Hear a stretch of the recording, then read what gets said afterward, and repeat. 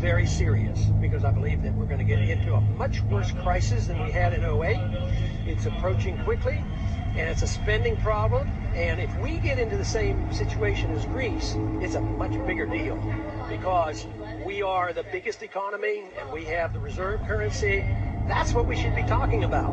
But because they don't do this cutting and they're not serious, they either don't understand or they're just willing to delay it or figure, oh, I can't win if I actually cut something. So we're creating bubbles and bubbles and bubbles.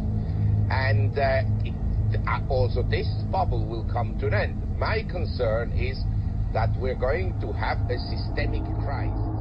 When the crash began in the panic of '08, that we said that after all of the recovery failed, it would take us to war.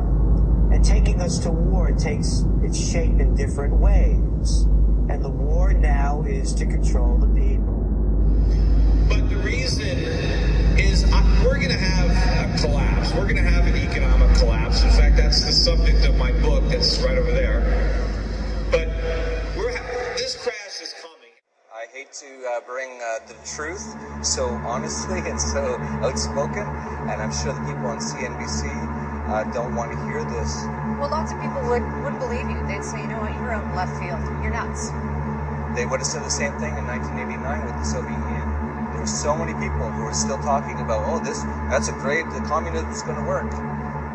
When it starts to collapse, it's going to happen very fast. We're not there yet. I believe it'll be a few more years. But if people don't start to wake up to what's going on, they're going to get hurt in this collapse. The debt is going higher in every country despite austerity. That is going to lead to a collapse someday. We have to realize what's happened. We have to face reality, and we have to start cutting back. I don't particularly like it, but facts are facts. Otherwise we're going to have debt going higher and higher. There's going to be an eventual collapse, and then it's going to be a disaster for the whole world.